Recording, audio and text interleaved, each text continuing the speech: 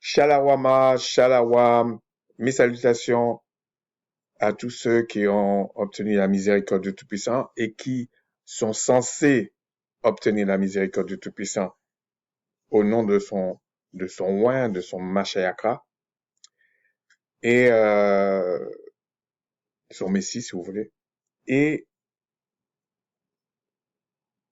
en particulier à ceux de son héritage, qui n'a pas changé en fait. Parce que j'entends des personnes raconter des choses comme si le créateur change et tout ça. C'est insultant un petit peu. Moi, si le Tout-Puissant change tous les 5 minutes, il n'est pas le Tout-Puissant. Il tâtonne, comme on dit. D'ailleurs, à ce propos, il faudra qu'on revienne sur ce mot. Euh, Personnellement, je vais bien. Donc, je voulais compléter la dernière vidéo qui parlait de la moralité d'un texte et la, la crainte du Tout-Puissant. Parce qu'il y a un aspect que j'ai trouvé que j'aurais dû mettre là-dedans. Donc, je reviens pour le compléter. Bon, je vais rester que sur ça. Oui, et puis, je voulais parler un petit peu du mot tâtonner. Parce que souvent, et on l'emploie comme une insulte par certaines personnes. Je dis pas tout le monde fait ça, hein, par certaines personnes. Comme quand je dis une insulte, non, c'est pas une insulte, c'est plutôt comme un mépris. Alors qu'en fait, euh, le fait d'émettre des hypothèses ne veut pas dire que tu tâtonnes. Par exemple, quand vous faites une démonstration en mathématiques, pour les matheux, là, on met plusieurs hypothèses, ça ne veut pas dire qu'on tâtonne. Ce sont des arguments qu'on rajoute pour arriver au résultat. Alors que certaines personnes emploient le mot, euh, euh, confondent le mot faire des hypothèses et tâtonner. Et même dans les Écritures, quand ils ont parlé, ils cherchaient par tâtonnement, il faut prendre les trois grandes phases avant la loi révélée à Macha, ensuite la loi révélée à Macha, et ensuite encore euh, la, la dernière disposition de la loi, en fait la vraie disposition de la loi, de l'alliance, qui est venue par le Christ. Mais vous voyez bien, avant la loi de Macha, il tâtonnait vraiment. Et dans la loi de Macha de Moïse, ça tâtonnait, mais pas dans le sens de la première phase. Tâtonner ici, ce serait euh, parce que c'était pas une alliance pour la vie éternelle. C'était pour 120 ans, pour la purification de la chair. Donc, lorsqu'on emploie le mot tâtonner, ce n'est pas la même chose que quelqu'un qui tâtonne, qui bute à droite, à gauche. Ce n'est pas ça. Ce n'est pas ça.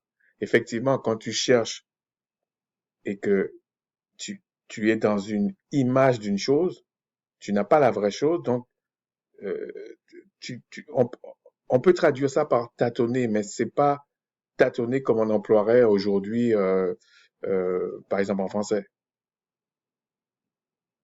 Euh, et tu peux être aveugle et tu tâtonnes, voyez? Mais tu peux ne pas être aveugle et tu tâtonnes. Je parle dans la vie de tous les jours. Et il faut faire la différence entre quelqu'un qui cherche et quelqu'un qui tâtonne. Il faut faire la différence entre quelqu'un qui émet des hypothèses pour arriver, euh, quelle que soit l'hypothèse, c'est une façon par l'absurde de dire qu'en fait c'est pour ça. Et je vais vous dire pourquoi j'ai dit ça, c'est parce que j'ai trouvé ça intéressant. C'est pour ça que je dis ça, c'est pas pour critiquer qui que ce soit, hein. Mais c'est par exemple, en tout cas critiquer dans le sens négatif, c'est pas dans ce sens. C'est parce que ça peut aider quelqu'un, c'est pour ça que je dis ça.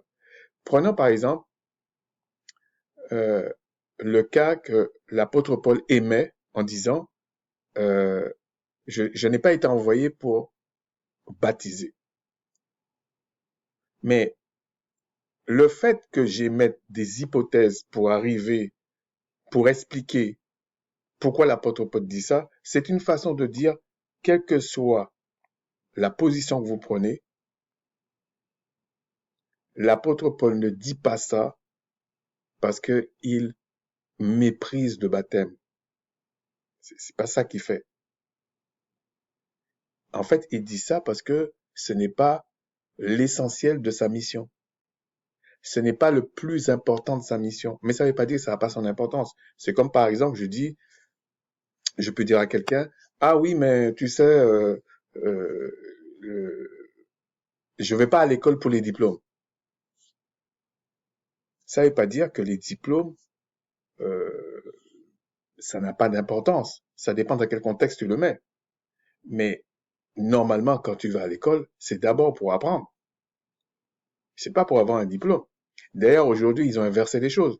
La plupart des gens viennent, et je vous assure, c'est comme ça. Il y a des catégories de personnes. Ils ont des diplômes, ils sont nuls. Je vous assure, ils sont nuls. Pourtant, ils ont les diplômes. Et vous allez rencontrer des personnes qui n'ont pas de diplôme et qui sont très bons dans ce qu'ils ont fait parce qu'ils sont formés, ils ont appris, voilà. Donc, euh, ce n'est pas parce que la personne dit oh, ah oui, mais le diplôme, euh, je vais pas à l'école pour les diplômes, qu'un diplôme n'a pas son importance. Ça a son importance que si tu connais ce que tu as appris, si tu maîtrises ce que tu as appris. De même, l'apôtre Paul euh, disait en fait ça pour ça. Euh, j'ai pas été envoyé pour le baptême d'eau, parce qu'on suppose que c'est le baptême d'eau, mais en fait parce que j'ai été envoyé pour la repentance. C'est ce qu'il dit en fait. Et la repentance, c'est par rapport à quelque chose.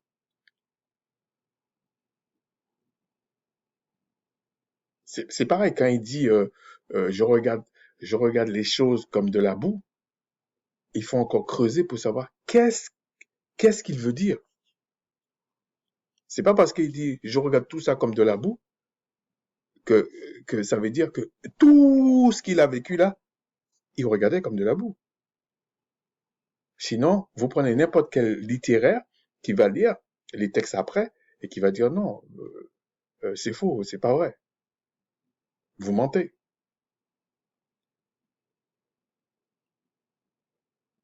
Et ça fait honte par contre. Donc, c'est pareil, c'est pas parce que tu viens avec un titre, d'ailleurs ça fonctionne comme ça. Ils viennent avec un titre, ils sont apôtres, docteurs, pasteurs, enfin, il y a d'autres termes, hein. Et vous n'écoutez pas ce que dit la personne. Vous n'analysez pas ce qu'il dit. Vous n'allez pas analyser ou même poser des questions à la personne, pas pour le coincer, parce que ça, c'est gamin, ça. Non. Pour avoir un dialogue, quand vous connaissez la personne, hein, je parle, quand vous côtoyez la personne, au lieu de tout gober comme un légume, enfin, comme un légume. C'est une expression, ok? Et ça, c'est un comportement un peu enfantin, en fait. Et quand vous voyez ça, si déjà, dans le rapport que vous avez avec quelqu'un, quand vous parlez, vous n'avez pas les mêmes définitions des mots, ou la définition que tu utilises n'est pas la bonne, ou que l'autre utilise n'est pas la bonne, c'est compliqué d'avoir une conversation fructueuse, une conversation édifiante. C'est compliqué. Parce que la personne vient avec sa propre définition. Toi, tu viens avec ta propre définition. Et la définition du mot euh, euh, d'un dictionnaire, on va dire, c'est encore autre chose. Mais vous allez jamais vous en sortir. Forcément, vous êtes égaré et vous allez forcément tâtonner. Ça, c'est tâtonner. Mais le fait d'émettre des hypothèses pour expliquer quelque chose, c'est pas que tu tâtonnes. C'est simplement parce que la personne ne veut pas, parce que beaucoup de choses, c'est pas tu fais ça, tu fais pas ça. Non, non, non. Il faut expliquer. Et si les gens expliquaient, il y aurait moins d'aberrations pour les gens qui disent qu'ils sont chrétiens, qu'ils sont ceci, qu'ils sont cela. On allait voir moins d'aberrations, pour ne pas dire de honte. Et lorsque tu interpelles certaines personnes, pas tout le monde, hein, lorsque tu interpelles certains en, en, en, en expliquant ton point de vue, il y a des gens on aurait dit qu'ils n'ont pas l'habitude. C'est-à-dire que aujourd'hui, avec les réseaux sociaux, les gens lisent moins, ils analysent moins, mais ils ont l'impression qu'ils comprennent tout. Ben, c'est comme on dit, c'est du pain béni pour les puissances de ténèbres, pour les manipuler. Et moi, je parle pas à ces gens-là, ça m'intéresse pas en fait. Parce que je sais que si ce sont vraiment ceux que le Tout-Puissant a saisis, ben, ils n'ont pas cette démarche-là. Il faut aller vérifier. C'est pour ça que moi, j'évite, et mes frères, c'est pareil, il y a moins d'artifices. Je dis pas que c'est pas bien si tu fais ça. Ça peut être bien. Mais pour beaucoup de personnes, l'artifice les séduit. Ça leur explique rien. Ça les édifie en rien. Ça les manipule. Et c'est fait pour ça. Mais je dis pas qu'il n'y a pas des personnes qui font bien des choses et puis qui ont beaucoup d'artifices. Je dis pas ça dans ce sens. C'est comme par exemple, j'insiste, je dis pas que quelqu'un qui met un titre racoleur fait mal. Moi, je le fais pas, je le fais très très rarement. Des fois, je suis obligé, je le fais, mais je le fais pas parce que je ne parle pas à tout le monde. Et il faut respecter ça aussi.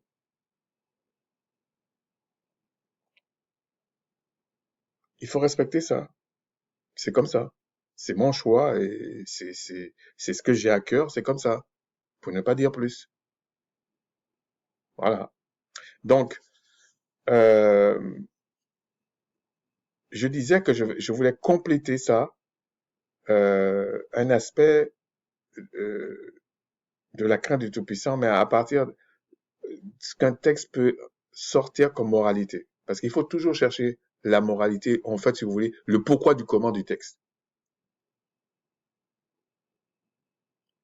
Il y a des gens, ça les intéresse pas du tout. Et puis, ils te balancent, ils vivent à coups de versets, si on prend le cadre de la Bible, et puis ils pensent qu'ils connaissent tellement de choses. Alors qu'il y a des petites choses à vérifier, et puis on voit que la personne ne connaît rien du tout. Donc, on va commencer comme d'habitude. Je pense pas que ça va être long parce que c'est un aspect, par la grâce du puissant. Au commencement, le créateur des esprits créa les cieux et la terre. Bon, je vais pas revenir à ça, au texte, enfin, à l'hébreu.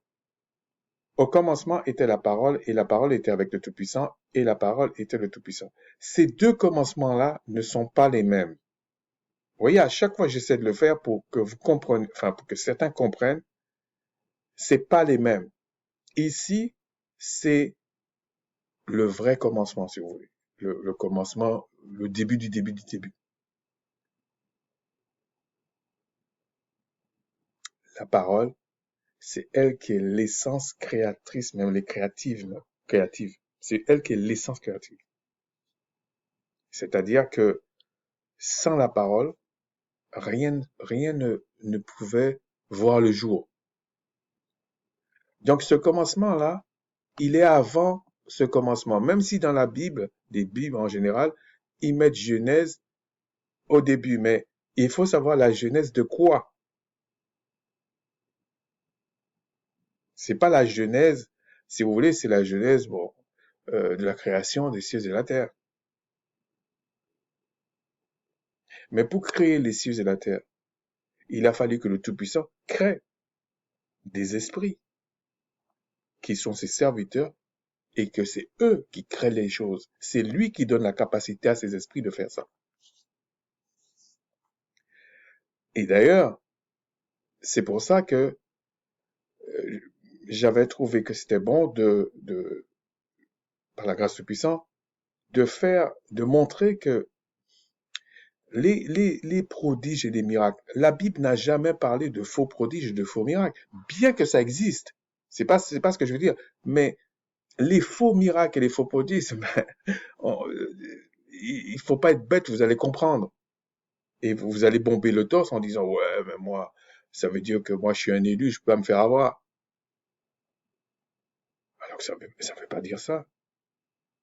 Li- li- un unisionisme, c'est même pas, la Bible n'en parle même pas. Parce que c'est faux. Mais quand la Bible parle de faux Christ et de faux prophètes, et il parle de magie, d'enchantement ou de sorcellerie, c'est des vraies choses qui se passent. Ce n'est pas la même chose. Vous pouvez voir un faux roi, un faux prophète, et qui vous disent des choses qui vont se passer. Le faux prophète annonce des choses et ça va se passer. Mais si vous comprenez pas le mobile de ce qu'il fait, la moralité de ce qu'il fait, si vous voulez, ou de ce qu'il dit, là, vous tâtonnez pas seulement, vous êtes égaré. C'est pareil. C'est le Tout-Puissant qui envoie un esprit, qui a envoyé un esprit d'égarement dans le monde.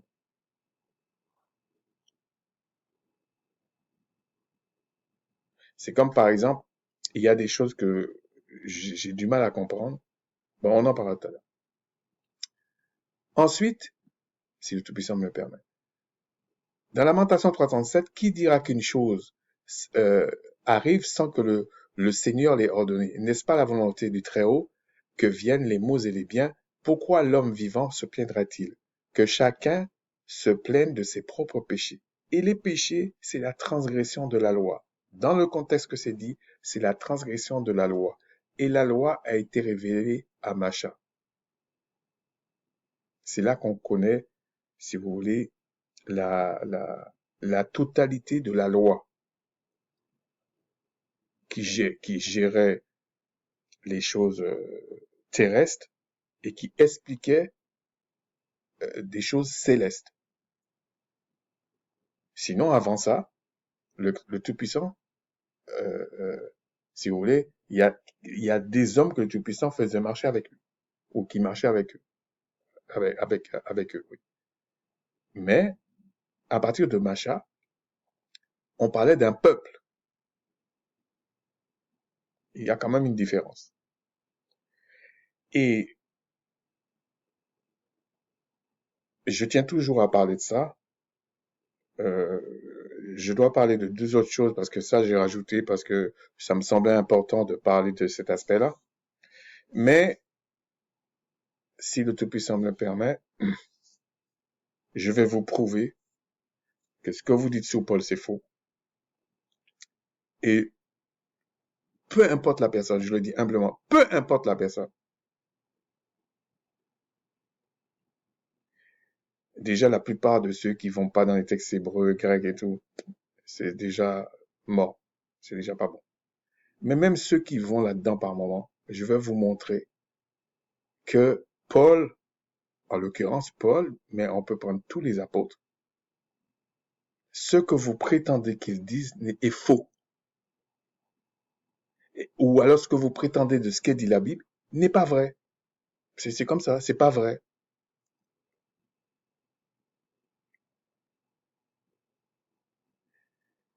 Mais on aurait dit depuis que j'ai que j'ai voulu ça.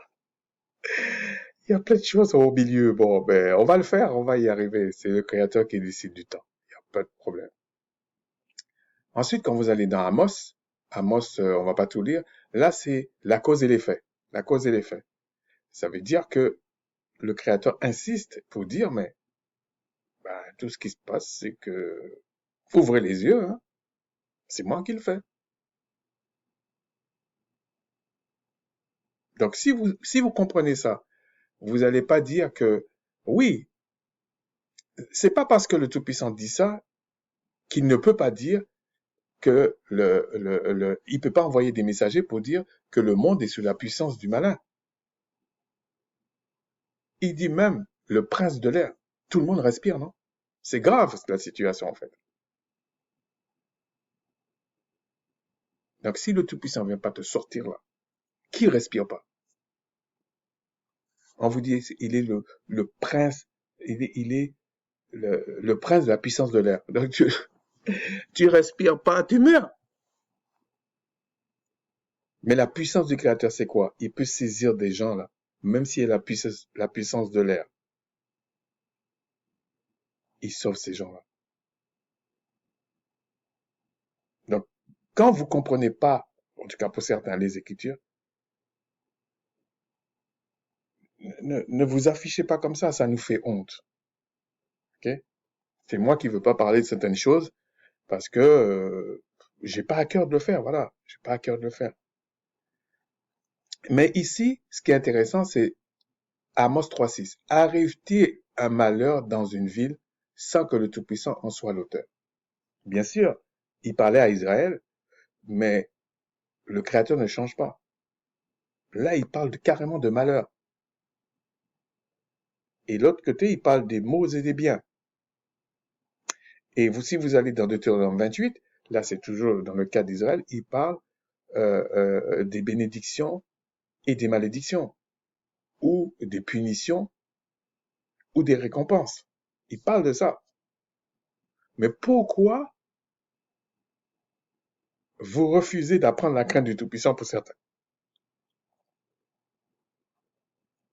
Et même la manière dont se comportent des personnes, peu importe qu'ils se disent israélites ou pas, leucoderme, mélanoderme, zonoderme, peu importe. C'est la manifestation de quelque chose. C'est pour vous montrer la puissance du Tout-Puissant.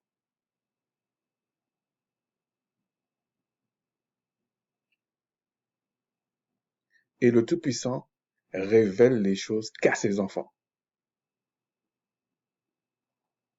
C'est pas parce que tu viens bomber le torse, tu viens parler comme ça, ou tu viens dire des choses, ou tu te donnes des titres, pas des titres, que ça va changer quelque chose. Ça va rien changer, en fait.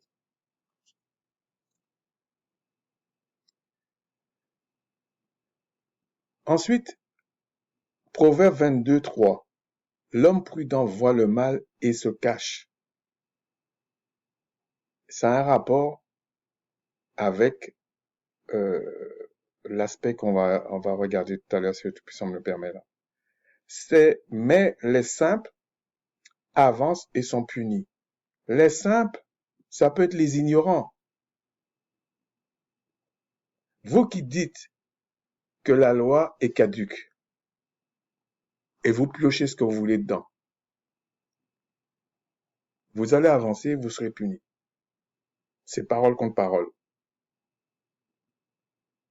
Et vous qui marchez dans les voies du Tout-Puissant, observez ces gens-là. Et ils sont toujours en train de vouloir accuser d'autres personnes, sans regarder ce qu'ils sont en train de faire.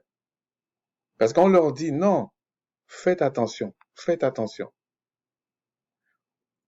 Vous avez, je vais vous dire quelque chose, le Tout-Puissant est plus patient, plus indulgent, si on peut dire comme ça, avec quelqu'un qui connaît rien et qui prétend pas dire, ben, la loi n'est rien, que quelqu'un qui vient, qui s'établit lui-même, en gros, et qui dit, la loi n'est rien. Parce qu'au lieu de dire, j'ai pas compris, en fait.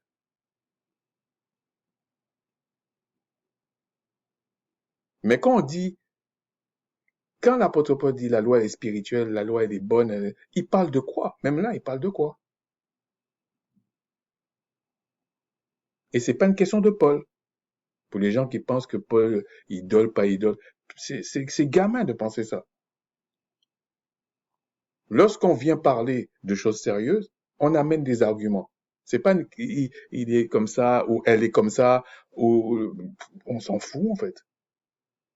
Ça, c'est, justement, ça, c'est des gens qui tâtonnent ou des gens qui savent rien.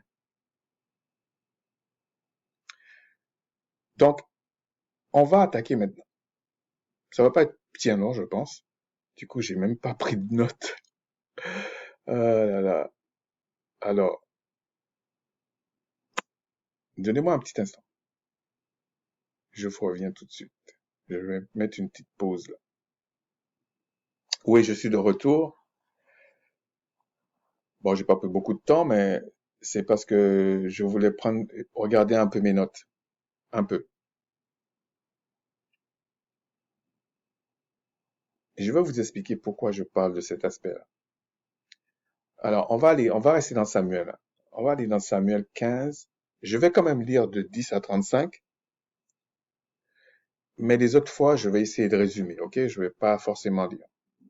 Alors, le Tout-Puissant adressa la parole à Samuel et lui dit. Donc Samuel, c'est un prophète, c'est le prophète de ce temps-là. Je me repens d'avoir établi Saül pour roi, donc d'Israël. Il n'y a pas encore le schisme, hein. C'est le premier roi. Car il se détourne de moi et n'observe point mes paroles. Samuel fut irrité, il cria au Tout-Puissant toute la nuit.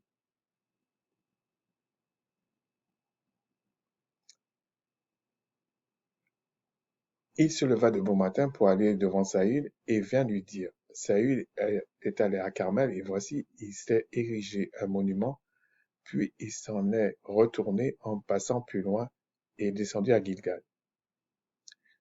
Samuel se rendit auprès de Saül et Saül lui dit, sois béni de Tout-Puissant, j'ai observé la parole du Tout-Puissant. Ouais, il y a encore des gens comme ça là. Ils sont pas rois en plus, mais ils se prennent pour des rois, mais ils sont comme ça. Ils sont comme ça. Dans la vie, là, ils sont comme ça. Je veux dire, Samuel dit, qu'est-ce que donc ce bêlement de brebis qui parvient à mes oreilles et ce mugissement de bœufs que j'entends? Saël répondit, ils les ont amenés de chez les Amalécites parce que le peuple a épargné les meilleures brebis et les meilleurs bœufs afin de les sacrifier au Tout-Puissant. Et regardez le terme qu'ils emploient là, ton, ton pouvoir. Il aurait dû dire notre pouvoir, mais bon. Et le reste, nous l'avons dévoué par interdit. Samuel dit à Saül, arrête, je te déclarerai, je te déclarerai ce que le Tout-Puissant m'a dit cette nuit. Et Saül lui dit, parle. Samuel dit, lorsque tu étais petit à tes yeux, n'es-tu pas devenu chef des tribus d'Israël? Et le Tout-Puissant ne t'a-t-il pas oint pour que tu sois roi sur Israël? Euh, on peut dire tribu ici, mais euh, les Grecs pouvaient dire chef des nations d'Israël. Ils pouvaient dire chef de la nation d'Israël. Bon. Le Tout-Puissant t'avait fait partir en disant, va et dévoue par interdit ces pécheurs, les Amalécites, tu leur feras la guerre jusqu'à ce que tu les aies exterminés. Pourquoi n'as-tu pas écouté la voix du Tout-Puissant, enfin de ton pouvoir? Pourquoi t'es-tu jeté sur le butin et as-tu fait ce qui est mal aux yeux du Tout-Puissant? Saül répondit à sa mère, j'ai bien écouté la voix du Tout-Puissant et j'ai suivi le chemin par lequel m'envoyait le Tout-Puissant. J'ai amené Agag, roi d'Amalek, et j'ai dévoué par interdit les Amalécites. Mais le peuple a pris sur le butin des brebis et des bœufs comme prémisse de ceux qui avaient été dévoués afin de les sacrifier au Tout-Puissant, ton Créateur, à Gilgal. Vous voyez, il y a deux ruses. Okay? Bon, il y a deux choses qui s'est passées. Saül n'assume pas directement le problème. Le Tout-Puissant avait donné un ordre à Saül en tant que chef de son héritage. Et ensuite, Saül, lui, euh, se défausse sur le peuple. Mais vous pouvez avoir ça dans la vie de tous les jours. Hein.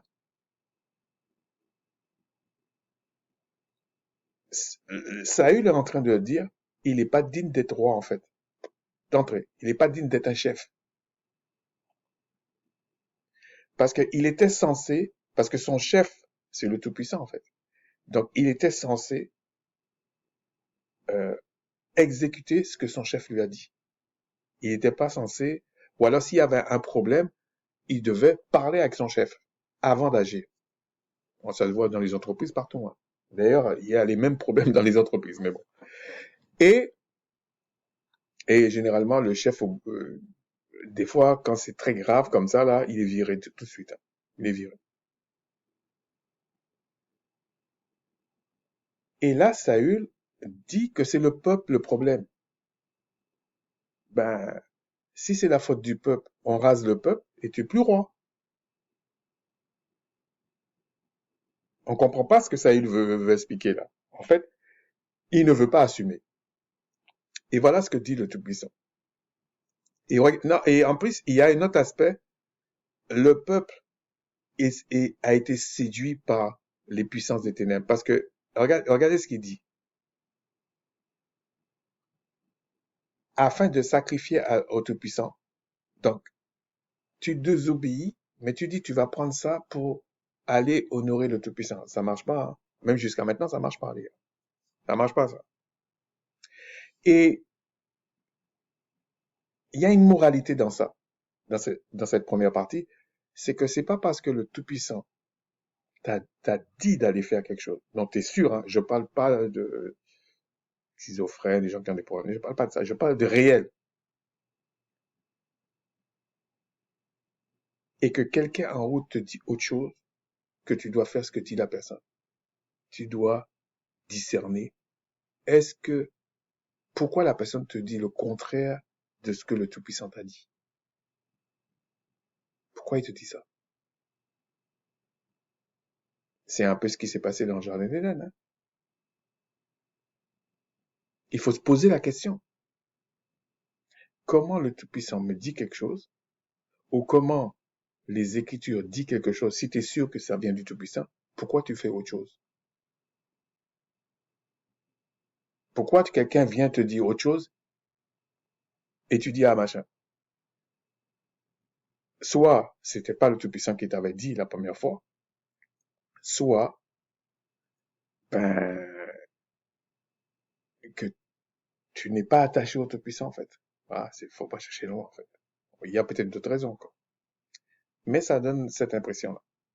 Samuel dit, le Tout-Puissant trouve-t-il du plaisir dans les holocaustes et les sacrifices, comme dans l'obéissance à la voix du Tout-Puissant?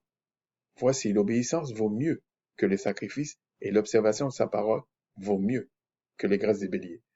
Déjà dans cette phrase-là,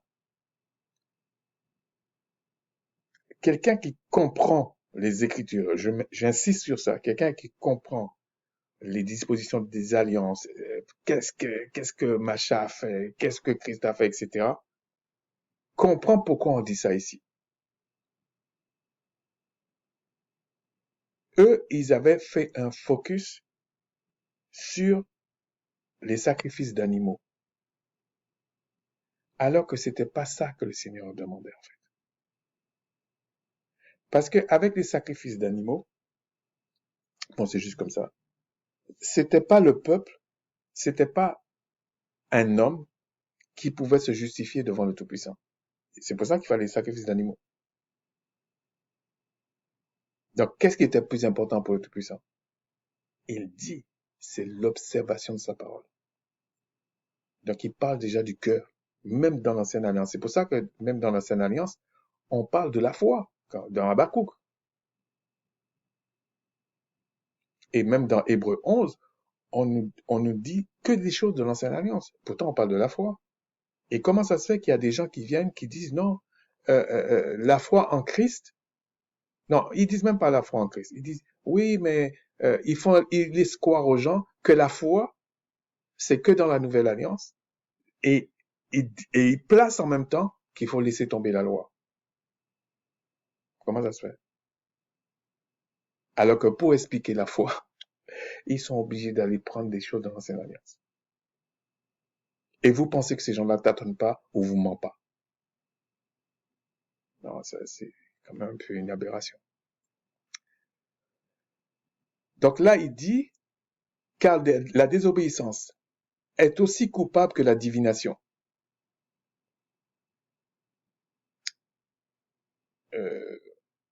On pourrait même dire que la magie. que la sorcellerie, les enchantements, si vous voulez. Et la résistance ne l'est pas moins que l'idolâtrie et les téraphins. Donc, c'est assez clair là. Puisque tu as rejeté la parole du Tout-Puissant, je te rejette aussi contre comme roi. Alors, vous allez dire, ouais, mais le Créateur est dur parce que c'est le peuple qui a fait ça et Saül, euh, il a fait quand même une erreur. Non, il a pas fait que ça. Parce que Samuel parle de ça, mais il avait fait des choses, il avait érigé des trucs, il avait fait des trucs. Et déjà au départ, c'est pas le Tout-Puissant qui a proposé un roi au peuple. C'est le peuple qui a voulu euh, faire comme les nations, comme les autres nations. Donc déjà, ça prend mal. En plus, Saül insiste dans ces mauvaises choses. Donc tout ça pèse dans la balance. Alors Saül dit à Samuel, j'ai péché. Vous voyez, c'est quand tu mets la tête, excusez-moi du terme, dans le caca là. Ah oui, c'est vrai, j'ai fait ça. Voilà. Voilà. C'est-à-dire qu'il y a des gens, tant que tu parles avec eux gentiment, tu essaies de les suggérer. Peut-être que là, il y a un petit problème. Dans la vie de tous les jours, hein. Ah, le gars fait comme s'il comprend pas. Quand tu lui présentes une vidéo, un audio, des témoins, là, il reconnaît. Mais je veux dire, moi, vu mon caractère, ça me fait honte, en fait. Surtout quand des fois les personnes sont des pères de famille, enfin, mères d'enfants et tout. Ça fait honte parce que tu es obligé de faire ça pour que la personne reconnaisse effectivement il a fait ça. C'est triste. Ça devrait pas se faire. Si tu es avec des hommes faits, tu devrais pas faire comme ça. On doit parler entre frères ou entre personnes, euh, comment on peut dire, honnêtes. Même si c'est pas un frère, hein, quelqu'un d'honnête, on se parle clairement. Mais quand vous voyez des personnes qui viennent vous faire croire que ils croient en la Bible, ils ceci, cela, machin, ils font ceci, cela, et puis ils sont pas clairs sur un problème, ben ça dégoûte un peu. Et je peux comprendre quelqu'un, même du monde, qui soit dégoûté. Voilà. Donc là, il dit j'ai péché. Ouais, c'est trop tard, t'aurais dû dire ça au départ que j'ai péché. Ah. Car j'ai transgressé l'ordre du Tout-Puissant et je n'ai pas obéi à tes paroles. Je craignais le peuple et j'ai écouté sa voix. Là, la vérité sort l'attaque. Mais ce n'est pas que ça que tu as fait. C'est pas que ça que Saül a fait. Et il a été érigé des choses. Maintenant, je te prie, d'ailleurs, il travaillait même avec des Édomites, des choses comme ça, mais bon. Maintenant, je te prie, pardonne mon péché, reviens avec moi, et je me prosternerai devant le Tout-Puissant. Samuel dit à Saül, je ne retournerai point avec toi, car tu as rejeté la parole du Tout-Puissant, et le Tout-Puissant te rejette, afin que tu ne sois plus roi sur Israël. Les gens qui pensent que c'est une petite affaire de dire à quelqu'un, alors que le Christ dit, je ne suis pas venu abolir la loi, je suis venu l'accomplir. Il y a des gens qui viennent comme ça, qui parlent à la place du Christ. Non, il faut abandonner la loi. Mais, mais est-ce que vous lisez les Écritures? Ça peut arriver que la personne n'a pas compris. Ça, c'est autre chose. Mais quand tu viens, tu dis, tu laisses croire ou tu dis que c'est le Christ qui t'a envoyé pour dire aux gens d'abandonner la loi, tu auras le même sort que ça a eu. Parce que tu sais ce que tu dis. C'est pas pareil que ce que Christ a dit. Si vous dites à un d'arrêter une chose dans la loi, alors, mais je vais pas tout dire là, ça dépend de quoi de la loi, mais d'arrêter de la loi, par exemple, s'il y a 10 lois ou 20 lois, et tu dis, dans les 20, il y en a deux que tu dis non, ça, machin. Ah ben, Christ dit, ben, tu seras diminué dans le royaume des cieux à cause de ça. Moi, je parle de ceux qui disent, les 20 lois là,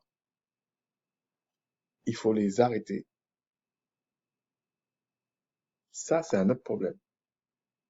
C'est-à-dire que si à chaque fois, tu bannis une loi, on te réduit, on te réduit, on te réduit, si tu bannis toutes les lois, tu rentres pas dans le royaume.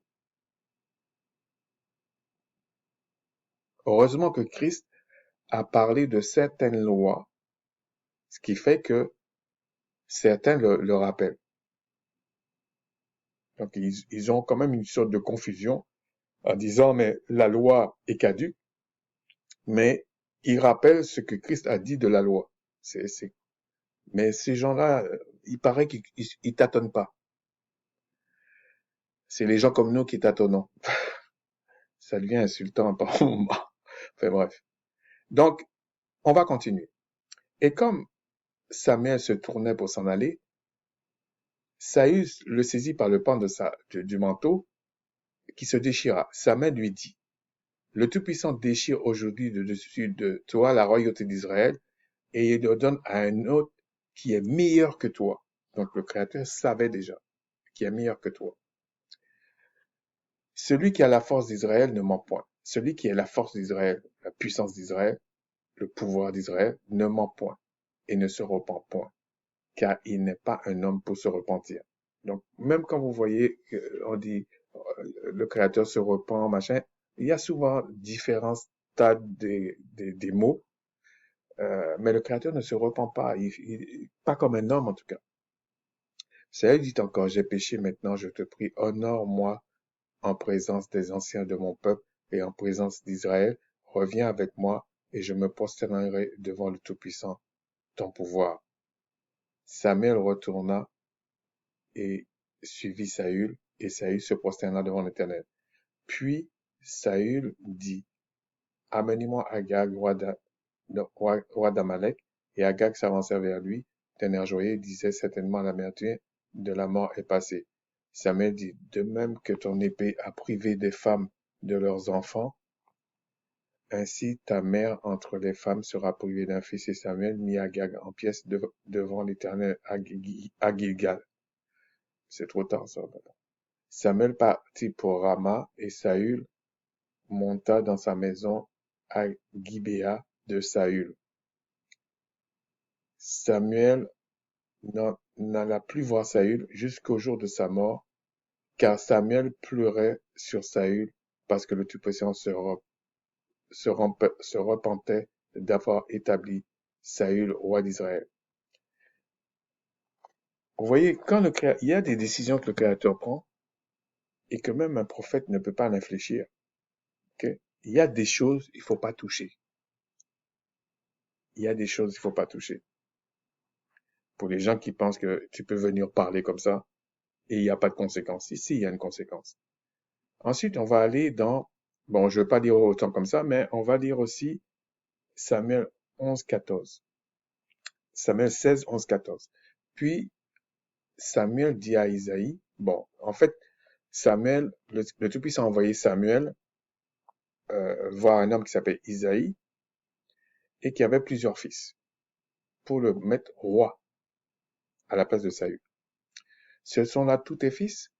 Et il répondit, il reste encore le plus jeune, mais il fait paître les brebis. Alors Samuel dit à Isaïe, on va le chercher, car nous ne nous placerons pas avant qu'il, je pense, se déplaceront. Nous ne nous déplacerons pas avant qu'il ne soit venu ici. Isaïe l'envoya chercher. Or, il était blond. Là aussi, on pourrait discuter. Okay? Pas discuter, c'est pas blanc en fait. Euh, c'est plus roux. Et c'est là la touche des choses qu'ils mettent. Okay? Avec des beaux yeux. Ils ont failli mettre bleu. Hein? Et une belle figure. Franchement, les imposteurs comme ça. Et on va me dire, oui, les traductions sont bonnes. Le Tout-Puissant dit à Samuel, lève-toi, roins-le, car c'est lui. Et Samuel prit la corne d'huile, éloigné au milieu de ses frères. L'Esprit du Tout-Puissant saisit David, Et à partir de ce jour et dans la suite, Samuel se leva et s'en alla à Rama. L'esprit du Tout-Puissant se retira de Saül, qui fut agité par un mauvais esprit venant du Tout-Puissant. Vous voyez, un mauvais esprit qui vient du Tout-Puissant. Je sais pas comment vous dire que tout vient de lui. Tout.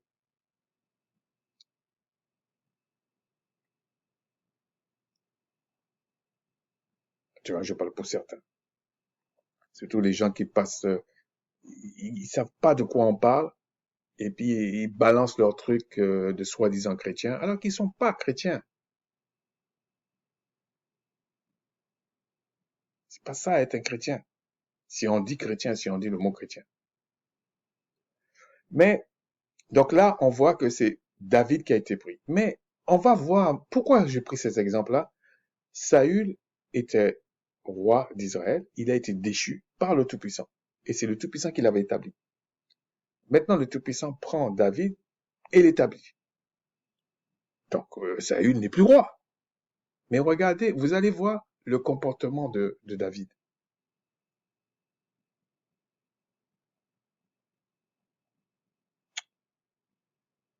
Mais on va d'abord regarder comment le Tout-Puissant fait quand il choisit quelqu'un. Il le protège, il le défend, il l'élève. Mais ça ne veut pas dire que cette personne, s'il voit le mal, il va pas fuir. C'est pas qu'il est lâche. Mais l'ignorant ou le simple, il avance et il est puni. Aujourd'hui, on dirait l'idiot. Parce qu'il connaît pas le Seigneur, en fait. Alors, il faudrait lire 1 Samuel 17 pour voir que David, donc il a été établi déjà, et à ce moment-là, il va battre Goliath. Mais il avait déjà l'esprit, la mesure d'esprit du pouvoir du Tout-Puissant sur lui. Ce n'est pas uniquement parce que il déchirait la gueule des lions, comme, comme j'entends des gens dire. Ce n'était pas que ça. Il y avait ça, mais parce que le Tout-Puissant des fois prépare même avant. Hein. Mais il y avait surtout le pouvoir, la mesure d'esprit du Tout-Puissant sur lui. Il était oint par le Tout-Puissant. C'était pas un faux oint. Donc, il faut pas négliger ça. Et là, il va battre Goliath, qui était un géant de la taille de, enfin, un géant redoutable des chefs des Philistins. Mais regardez ça. Bon, on va pas regarder le mot blond là, mais c'est sûr que c'est roux, hein, c'est plutôt rouge comme ça. Mais ce même mot, je sais pas, ça serait trop long la vidéo. Le même mot a des racines d'Adam. C'est-à-dire si on dit, si je prends ma traduction là, euh, ma, pas ma traduction, ma convention que j'utilise, Adam, ce serait Adama, ok? Et ce qu'ils appellent blond là, ce serait Adama, de mémoire, c'est Adama Naya. Adama Naya. Et ce mot roux, enfin ce mot roux qui sont traduits par blond là, et nous savons, même la science d'aujourd'hui, sait euh, où étaient Adam et Ève, parce qu'ils ont des os depuis des milliers d'années. C'est pour ça qu'ils fouillent partout là. Mais ça ne changera rien, hein, ça va confirmer les Écritures. Donc, et je peux vous dire qu'Adam et Ève, selon les haplogroupes, se trouvent en Afrique. Ils disent que c'est en Afrique. Mais comment tu peux dire que c'est en Afrique alors que tu dessines Adam et Ève soi-disant locoderme comme soi-disant vos néandertals qui sortaient à l'ère glaciale? Et vous voyez plein de personnes. Ah non, la couleur ne sert à rien. Nous sommes tous les enfants du Seigneur. Mais même la science humaine de ce siècle se moquera d'eux. Je vous garantis que si les haplogroupes n'étaient pas sortis d'Afrique, la racine même des haplogroupes n'était pas sortie d'Afrique, tout le monde l'aurait su. Mais comme ça sort d'Afrique, personne ne le sait. Enfin, pas beaucoup. Pourtant, c'est sur les réseaux sociaux. On peut chercher ça. On peut voir des généticiens qui vont parler de ça. Mais comment tu dis que Christ t'a envoyé? Tu es pasteur, tu es docteur, tu es prophète, tu es apôtre soi-disant, tu es ceci, tu es cela. Il faudrait même se poser la question, est-ce que, quand on regarde les textes, est-ce qu'il y aura d'autres apôtres? Donc, et eux, ils viennent et ils racontent des choses aux gens alors que c'est faux. Puisque même la science humaine leur prouvera que c'est faux. Mais ils insistent. Bon, c'est comme ça. Mais c'est pas de ça que je veux parler. Ce que je veux dire, si Adam et Ève euh, n'est pas le coderme, comment tu peux choisir un mot qui est pas attribué au coderme? Mais bon, c'est pas l'étude sur ça, ok? Mais ce qui m'intéresse ici, c'est regardez le verset 43. Samuel 17, verset 43. Là, il dit, après l'avoir maudit par ses dieux, donc le Philistin, donc Goliath. Regardez. Alors, verset 43.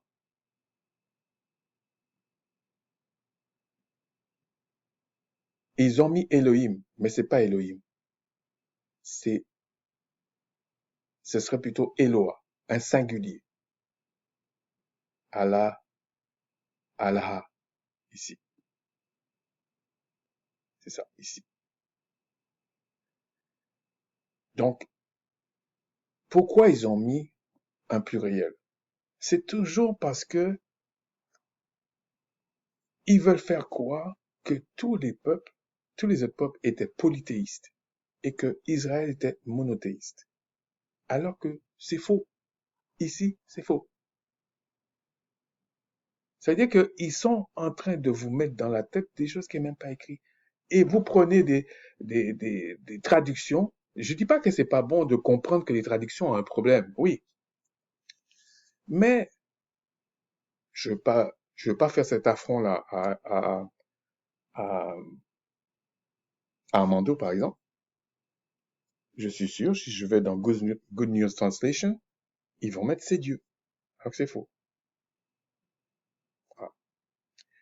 Et regardez ici la confusion. Là, il parle, David dit aux Philistins, marche contre moi avec l'épée et lance la lance et le javelot, et moi je marche contre toi au nom du Tout-Puissant, enfin au nom du pouvoir euh, des armées, euh, du pouvoir de l'armée d'Israël que tu as insulté. Bon, donc ici ils mettent Dieu, avec un grand D, si on comprend comme ça. Regardez comment c'est écrit. Alors là, c'était 45. Hein. Okay. Même si vous comprenez pas l'hébreu ancien, peu importe. Regardez. Alors ici, regardez. C'est aussi un singulier. Allah. Le même singulier qu'ils ont traduit par ces dieux ici. Vous voyez pas qu'ils se fichent de vous? Si vous vous arrêtez qu'à la traduction, même la meilleure traduction du monde, là, c'est pas l'hébreu ancien. Ils ont déjà touché à ça. Donc ici, ce serait après l'avoir maudit par son pouvoir, le pouvoir des Philistins. Et là, ce serait le pouvoir de l'armée d'Israël. Et on vous dit que Macha, Moïse, c'est un ange. C'est un malaka qui est venu lui parler. C'est un malaka qui protégeait Israël. Vous comprenez maintenant pourquoi, au commencement, on met un pluriel qui créa les cieux et la terre.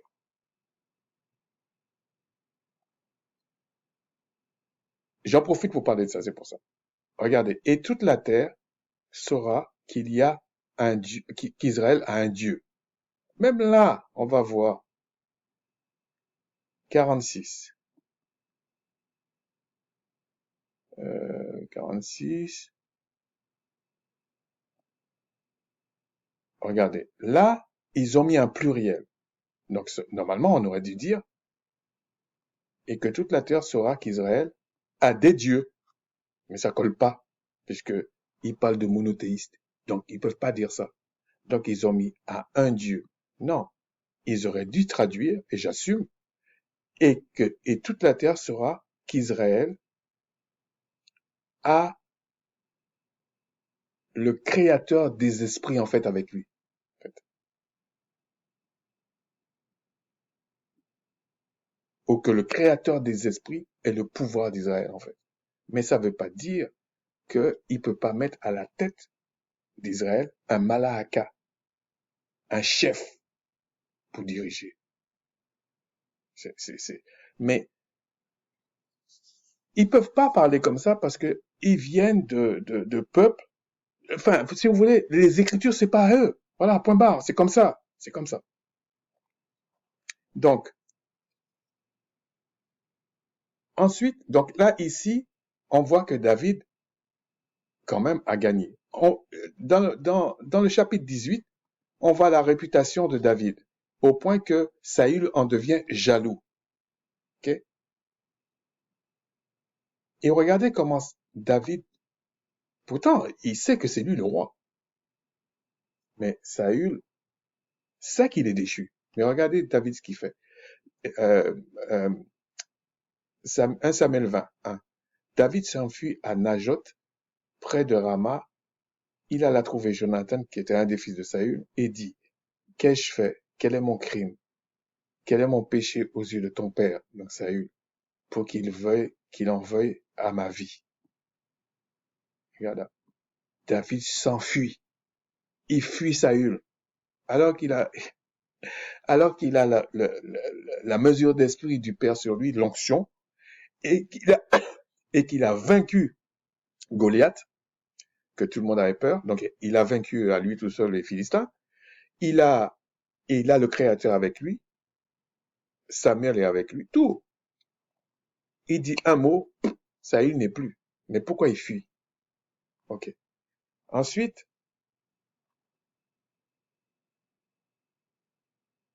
1 Samuel 21, 10. On va finir sur ça.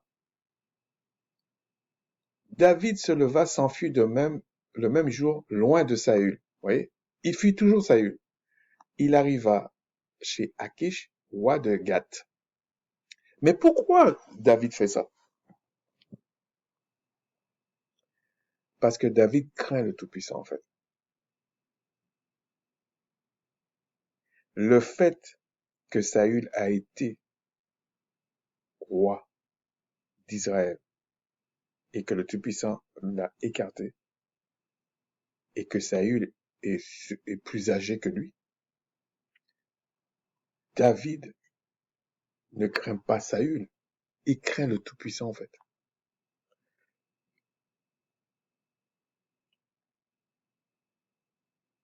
C'est pour ça qu'il fait ça. Il n'a pas reçu l'ordre du Tout-Puissant de tuer Saül. Il va fuir Saül.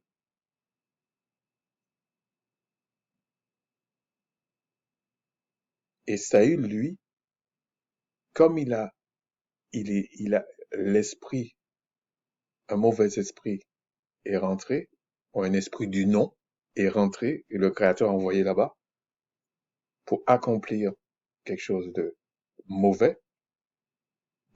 ça, ils se comportent comme ça. Si on peut actualiser, tout le monde n'a pas des parents qui sont des rois, hein, mais quand même, c'est une autorité.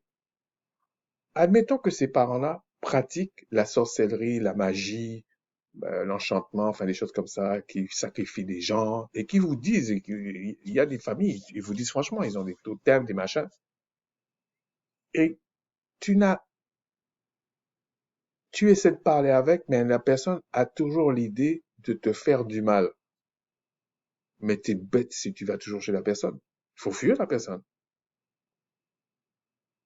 C'est pas, mais si tu as des parents, par exemple, on va dire une autorité, tes parents, ils veulent pas te tuer.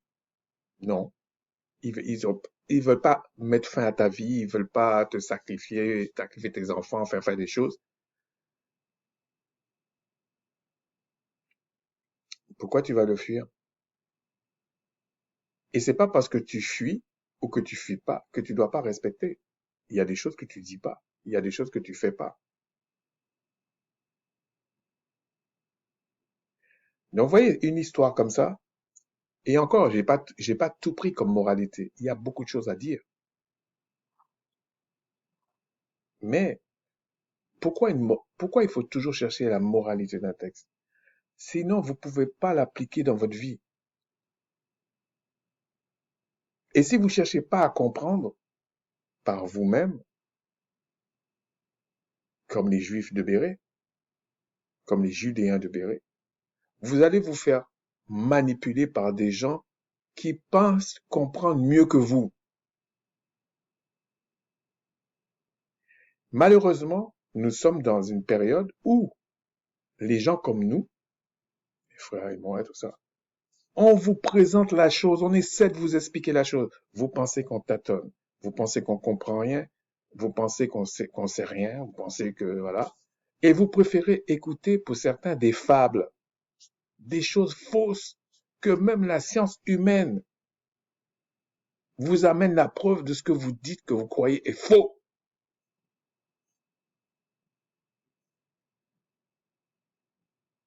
Mais vous n'allez pas dire à ces gens-là que c'est faux, il y a telle chose, telle chose. Vous venez vers nous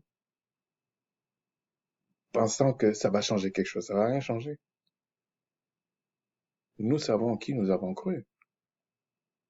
Et comme je dis souvent, vous le prenez comme vous voulez. Je ne suis pas un orphelin. Je sais qui est mon Seigneur. Je sais qui est mon Père. Si vous voulez qu'on vous explique clairement les choses. Et je m'en vante pas de ça.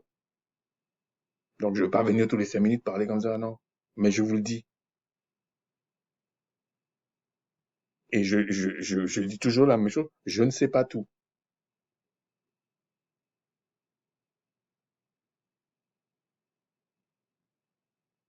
Voilà. Et la meilleure manière de comprendre si quelqu'un est du Créateur dans le sens de son héritage, de son enfant et tout ça, et que le Christ est son Seigneur, son Rédempteur, son Sauveur, c'est comment il explique les écrits. C'est tout. Cherchez pas loin. Donc, dans cet aspect-là, moi, je voulais préciser qu'il y a des moments, la crainte de Tout-Puissant, c'est aussi de fuir. Regardez,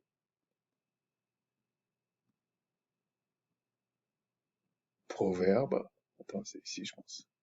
Proverbe 22:3, l'homme prudent voit le mal et il se cache.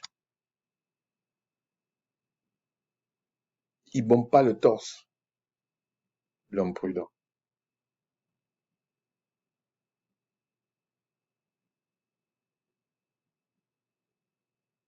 C'est l'homme idiot. Il voit le mal et il pense qu'il est bon, il est fort, il est fort. Mais on vous dit, mais les simples. Donc là encore, c'est les simples, c'est les ignorants. On parle même pas du méchant. Qu'est-ce qu'il va recevoir? l'arrogant, le prétentieux. On dit même pas. Là, on n'est même pas là-dedans. Mais on vous dit déjà, l'ignorant, le simple, là, comme ça, il avance et il est puni. Donc ici, vous voyez David qui fuit. Il s'enfuit. Parce que Saül, c'est une autorité, même s'il est déchu, c'est une autorité qui est là. Même en âge, le rôle qu'il a joué. C'est pour ça que je suis toujours un peu estomaqué quand je vois des gens, parce qu'ils croient en la Bible, ils méprisent leurs parents, méprisent les autres personnes, jeunes ou moins jeunes, hein. Ils méprisent tout. Mais quand je dis ils méprisent, c'est carrément l'insulte, des accusations à tort à travers, des diffamations. Mais ils pensent que le Créateur va aimer ça. Jamais, je vous dis, le Tout-Puissant va aimer ça. C'est contraire même à ses valeurs. C'est pas possible.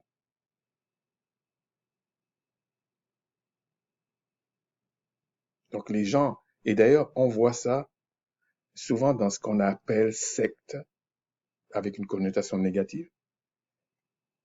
L'une des choses, c'est de, de, de vous amener à condamner vos parents. Comme ça, on vous isole et on vous manipule bien. Alors, mais en même temps, si tu as des parents ou quelqu'un, la personne veut te tuer, soit par la sorcellerie, soit par la magie, veut faire je sais pas quoi, veut sacrifier tes enfants, veut faire... Pourquoi tu lui amènes tes enfants? T'es un imbécile. Pourquoi même tu... Oui, tu respectes la personne dans sa position, mais il faut faire comme David, hein. Et pourtant, David avait l'autorité du Créateur sur lui. Il fuyait.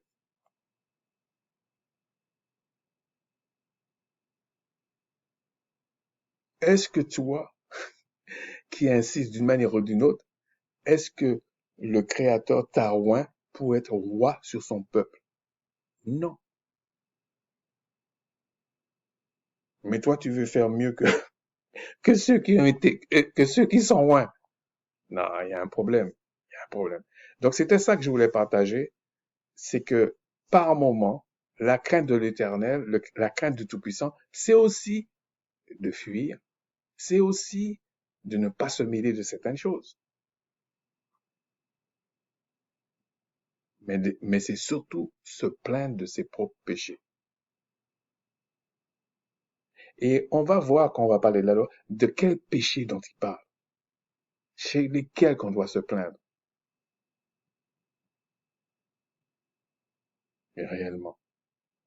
Donc, sur ça, je vous dis, la prochaine fois, avant de vous saluer là, la prochaine fois, là maintenant, on va attaquer deux aspects que je voulais voir. Mais comme je vous ai déjà dit, il y a quelque chose. euh, les deux choses, c'est par rapport à Armando. Euh, mais je vais vous expliquer ça. Mais il faut dire aussi, vous allez voir de toute façon, que c'est parce qu'il y avait un aspect qui m'intéressait beaucoup. Je vais pas parler je vais citer certaines choses que je suis pas d'accord avec Armando, mais on va parler de deux choses sur trois. Oui, deux choses sur trois. Et il y en a un, je vais pas aborder là parce que sinon, ça va me repousser, sine die, comme on dit, euh, la loi. Et je suis très motivé par la puissance. Je suis vraiment motivé de parler, en tout cas, de l'introduction de la loi. Et je vous dis, il faut que les gens comprennent cet aspect-là. En tout cas, les gens. Je parle de mes frères, hein, de mes sœurs. Je parle pas du monde entier. J'en ai que faire. Sur ce, je vous dis Shalawama, Shalom, Shalama, mes salutations. Et puis je vous dis, portez-vous bien.